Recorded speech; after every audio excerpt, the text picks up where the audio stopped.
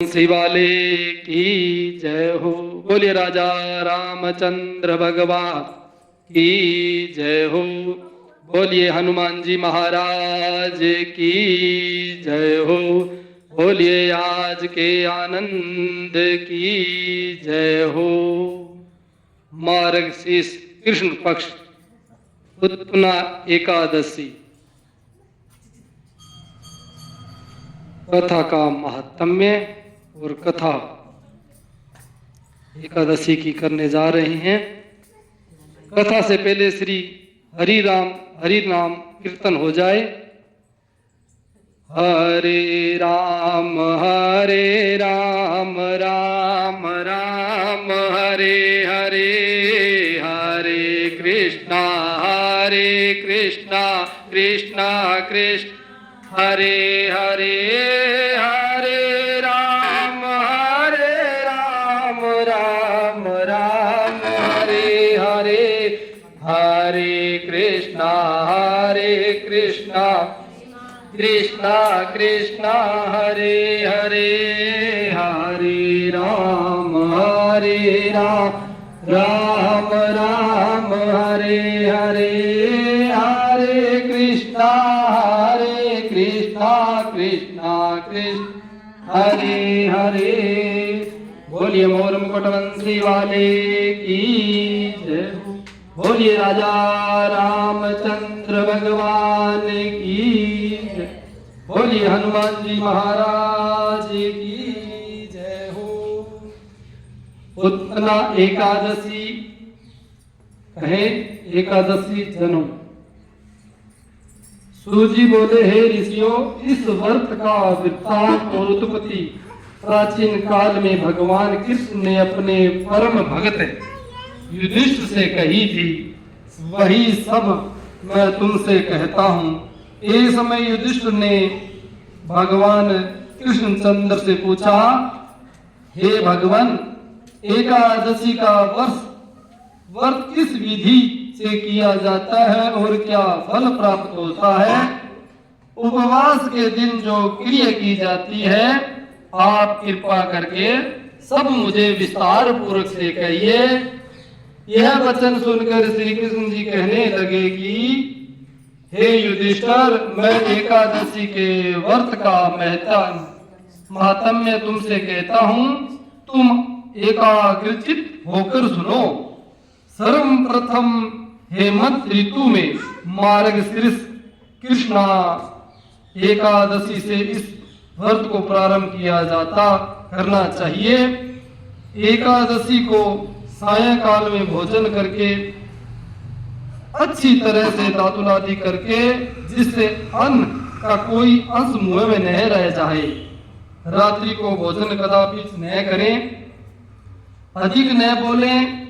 एकादशी के दिन प्रातः काल 4 बजे उठकर सबसे पहले व्रत का संकल्प करें। और संकल्प करने की इस प्रकार विधि है। अमुक नाम, मार्गशीर्ष पक्ष, पुण्य तिथो, एकादशी तिथो, अमुक गोत्र इत्यादि नाम इत्यादि बोलकर ब्राह्मण गुप्ता शर्मा जो भी है अपने पीछे लगाकर, और एकादशी व्रत करना चाहिए। संकल्प के बाद इसके पश्चात शौचालय से निवृत्त होकर नदी, तालाब, बावड़ी या कुएं पर जाकर मिट्टी आदि लगाकर इस मंत्र को पढ़ते हुए अश्वक्रांते रथक्रांते विष्णु क्रांते वसुंधरे उद्धृतापि परोहेण कृष्ण सत्बाहुना मृत्तिके हर में पापम जन्माया पूर्व संचितम त्वया अतेन पापेन गच्छामि परमं गतिम। शुद्ध जल से स्नान करें। व्रत करने वाले चोर, पाखंडी, परस्त्रगामी, निंदक, मिथ्याभाषी आदि किसी प्रकार के पापी मनुष्य से बातें न करें। स्नान के पश्चात धूप, दीप, निवेद्य आदि 16 चीजों से भगवान का पूजन करें। रात्रि को दीप दान करें। ये सब कर्म भक्ति और श्रद्धा के साथ करना चाहिए। रात्रि को सोना नहीं चाहिए, प्रसंग नहीं करना चाहिए। सारी रात को भजन कीर्तन आदि करना चाहिए। जो कुछ पहले जाने अनजाने से पाप किए हैं उनकी क्षमा याचना करनी चाहिए, मांगनी चाहिए। धर्मात्मा पुरुषों को कृष्ण पक्ष तथा शुक्ल पक्ष दोनों एकादशियों को समान समझना चाहिए। जो मनुष्य ऊपर लिखी विधि के अनुसार एकादशी का व्रत करते हैं उन सखो उदार तीर्थ में स्नान करके भगवान के दर्शन करने से जो फल प्राप्त होता है वह फल एकादशी व्रत के 16वें भाग के भी समान नहीं है। व्यतीत पात के दिन दान देने से लाखों यज्ञ का फल प्राप्त होता है। संक्रांति से 4 लाख गुना तथा सूर्य चंद्र ग्रहण में स्नान दान करने से जो फल प्राप्त होता है वही पुण्य एकादशी के दिन व्रत करने से प्राप्त हो जाता है। अश्वमेध यज्ञ करने से 100 गुना तथा 1 लाख तपस्विनी को 60 वर्ष तक जो भोजन कराने से 10 गुना 10 ब्राह्मणों को अथवा 100 ब्रह्मचारियों को भोजन कराने से 1000 गुना पुण्य भूमि दान करने से होता है।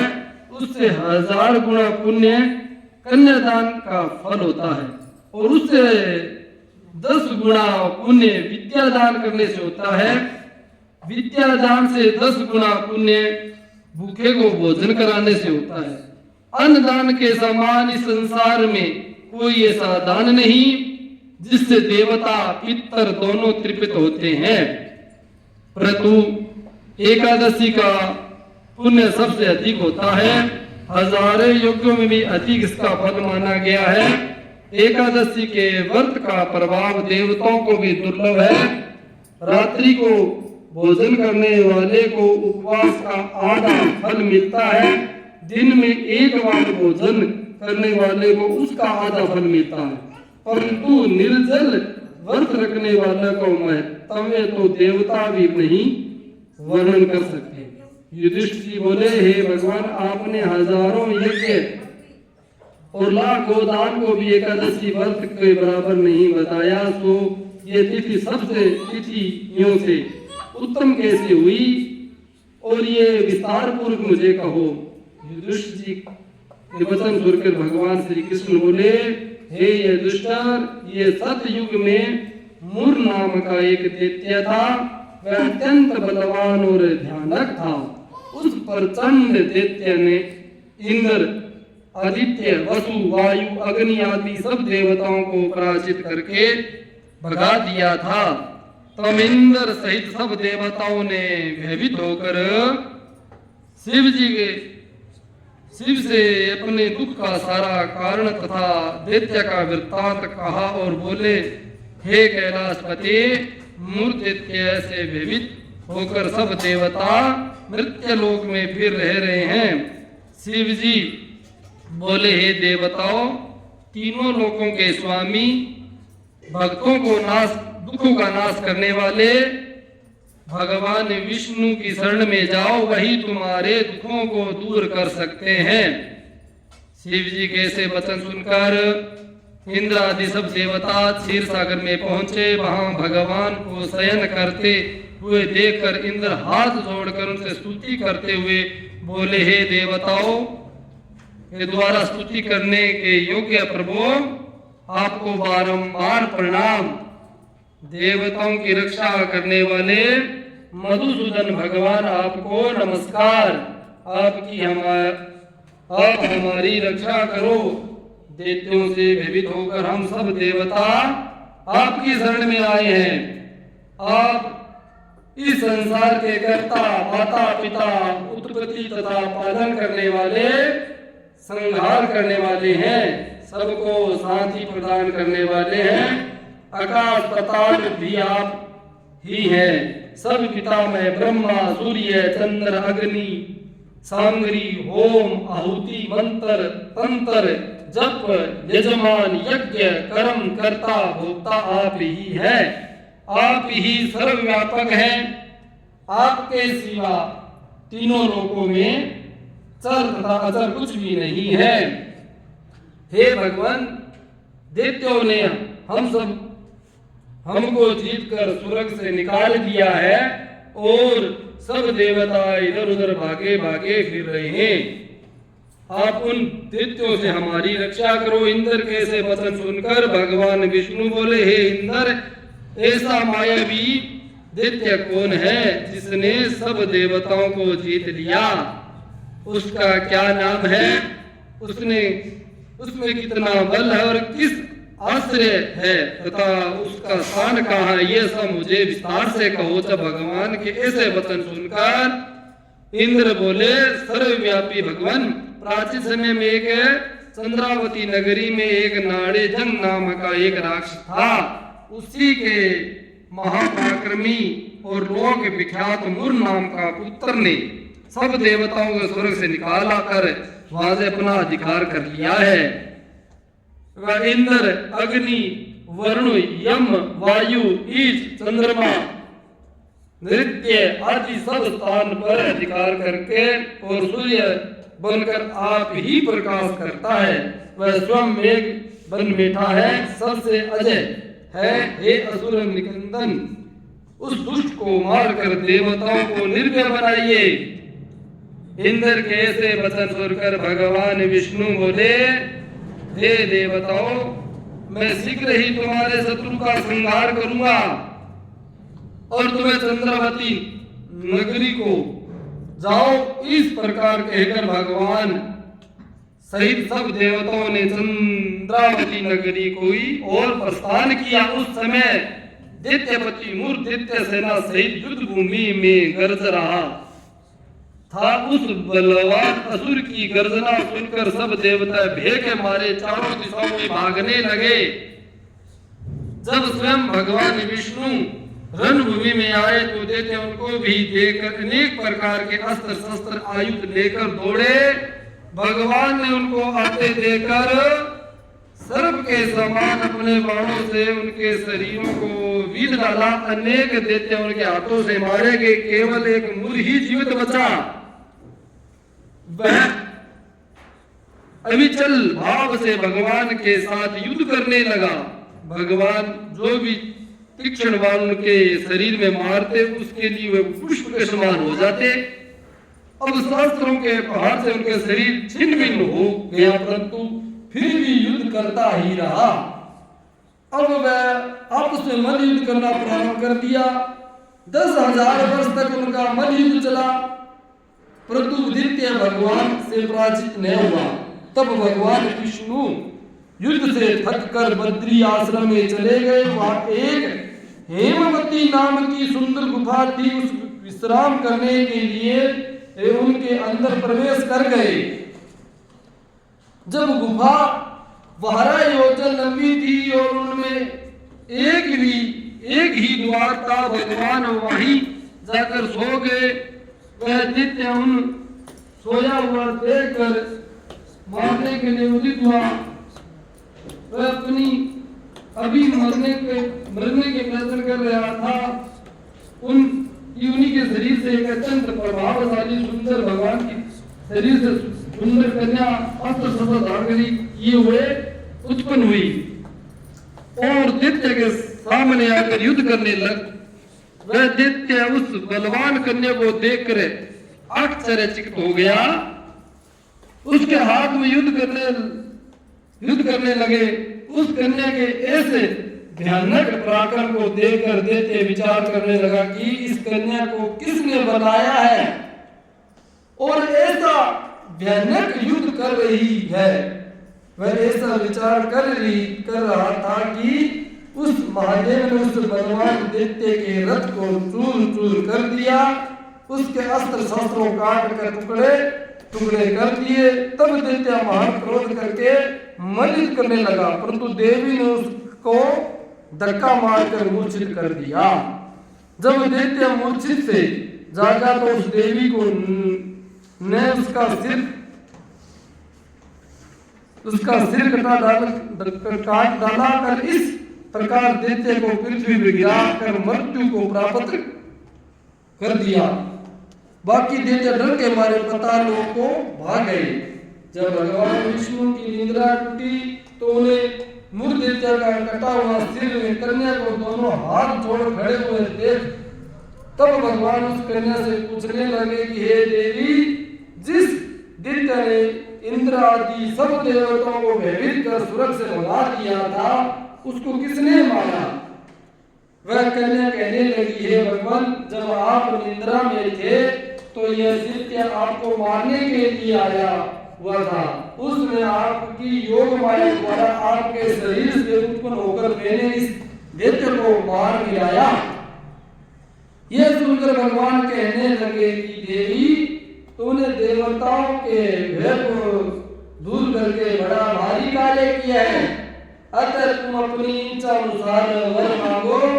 तब वह देवी बोली, हे भगवान, यदि आप मुझको वरदान देना ही चाहते हो तो यह वरदान दीजिए कि जो कोई भी मेरा व्रत करे उसके सब पाप नष्ट हो जाए, अंत में मोक्ष को प्राप्त हो जावे।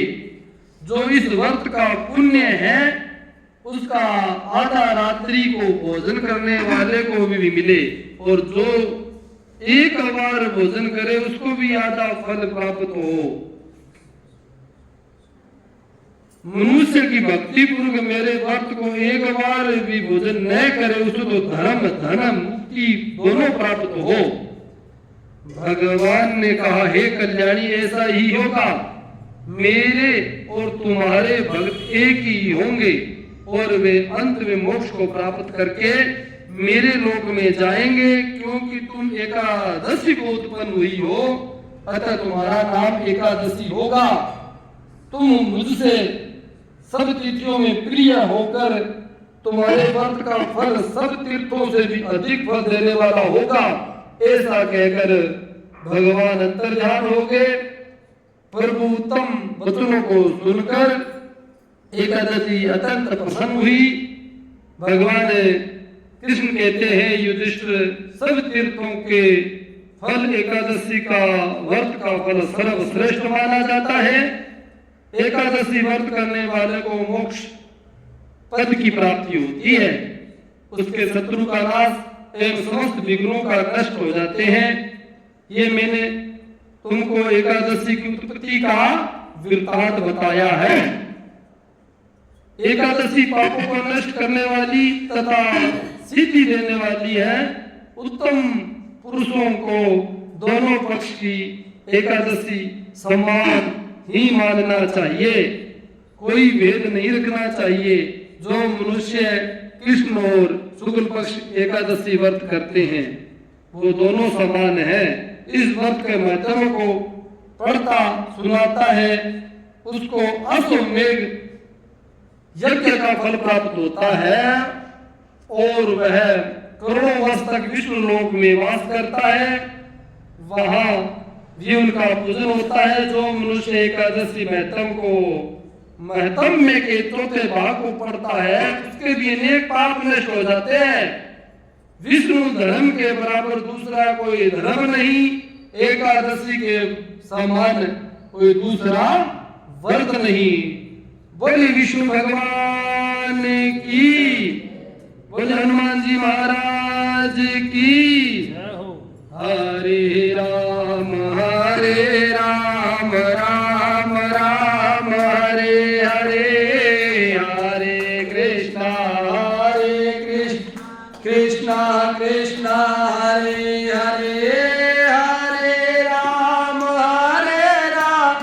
राम राम हरे हरे, हरे कृष्णा कृष्णा कृष्णा हरे हरे, हरे राम राम राम हरे हरे, हरे कृष्णा कृष्णा कृष्णा हरे हरे, हरे राम राम हरे हरे, हरे कृष्णा कृष्णा हरे हरे, हरे राम राम हरे हरे, हरे कृष्णा कृष्णा कृष्णा हरे हरे हरे राम राम राम हरे हरे हरे कृष्णा कृष्णा कृष्णा हरे हरे। बोली विष्णु भगवान की जय हो। बोली राजा